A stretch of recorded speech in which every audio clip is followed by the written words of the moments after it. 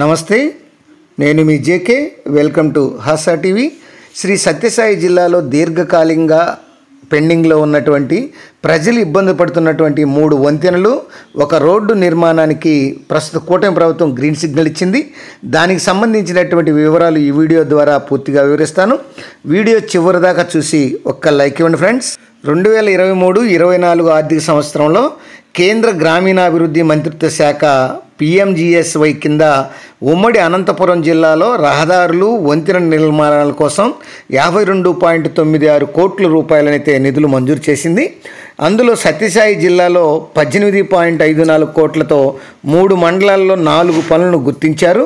గత ఏడాది నవంబర్లోనే ఈ పరిపాలన సంబంధిత అనుమతులు లభించిన గత ప్రభుత్వం పనులు ప్రారంభించడం నిర్లక్ష్యం కారణంగా కార్యరూపం అయితే దాల్చలేదు.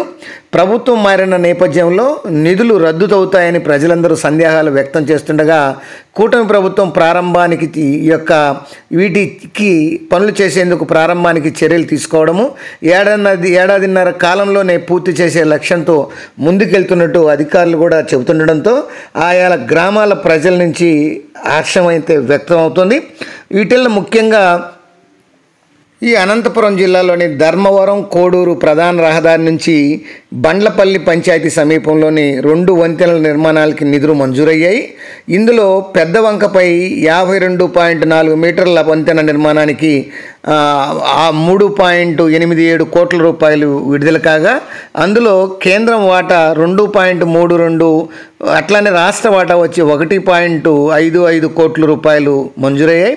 మరో చోట చిన్న వంకపై 53.11 మీటర్ల వంతెన కోసం ఈ యొక్క 4.02 కోట్లు మంజూరు కాగా, కేంద్ర వాటా వచ్చేసి 2.41 కోట్లు, రాష్ట్ర వాటా వచ్చి 1.67 కోట్లు. అట్లానే 6-7 గ్రామాలకు చేరుకోవడానికి లింక్గా ఉన్నటువంటి రోడ్డుపై వంకపై వంతెన ఎంతో అవసరమని, ఈ భారీ వర్షాల సమయంలో రాకపోకలు స్తంభిస్తాయి. ఇక్కడ సమస్యను కూడా శాశ్వత పరిష్కారం అయితే లభించనుంది.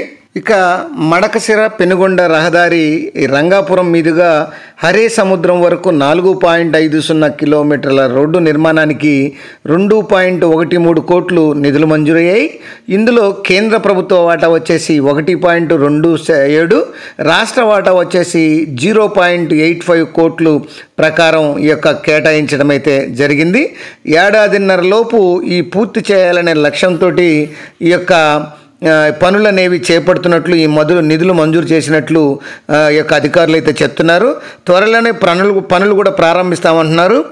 ఈ యొక్క నిధులు వెనక్కి వెళ్ళలేదని, ఈ యొక్క బూదిలి సమీపంలో చిత్రావతి వంతెన నిర్మాణానికి కూడా రీటెండర్ పిలిచామని, ఆ ప్రక్రియ కూడా పూర్తయిందని, వీలైనంత తొందరగా పనులు పూర్తి చేస్తామని ఈ అధికారులు కూడా అయితే చెప్తున్నారు. ఇక గోరంట్ల మండలంలో పాలసముద్రం, గంగంపల్లి పంచాయతీరాజ్ రహదారిపై కూడా బూదిలి సమీపంలో చిత్రావతి నదిపై 105 మీటర్ల నూతన వంతెన నిర్మాణానికి గాను 8.52 కోట్ల రూపాయల నిధులు మంజూరయ్యాయి. ఇందులో కేంద్రం వాటా వచ్చేసి 5.11 కోట్లు కాగా, రాష్ట్ర వాటా వచ్చేసి 3.41 కోట్లు.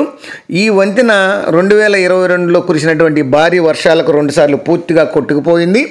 ఆ పంచాయతీ సర్పంచి, స్థానికులు 2 సార్లు తాత్కాలికంగా మట్టి పోసుకొని రాకపోకలు అనుకూలంగా చేసుకున్నారు. అయితే వర్షాకాలంలో సుమారు 7-8 గ్రామాల రాకపోకలు ఈ వంతెన వల్ల ఆగిపోతాయి, ఈ వంతెన నిర్మాణం లేకపోతే. ఈ క్రమంలోనే నూతన వంతెన నిర్మాణానికి భారీగా నిధులు మంజూరు కావడంతో సమస్య పరిష్కారానికి శాశ్వతంగా మార్గం దొరికినట్లు అయితే ఇక్కడ వాళ్ళు ఆనందం వ్యక్తం చేస్తున్నారు. ఏది ఏమైనా శ్రీ అనంతపురం జిల్లాలో పరిధిలో 3 వంతెనలు, ఒక రహదారికి అయితే మహర్దశ పట్టింది. వాటిని ఏడాదిన్నరలోపు పూర్తి చేస్తామని అధికారులు అయితే చెప్పారు. ఈ యొక్క నిధులు కూడా మంజూరు చేశారు. అది ఫ్రెండ్స్, మరొక అంశంతో మళ్ళీ మీ ముందుంటాను ఫ్రెండ్స్. జై హింద్.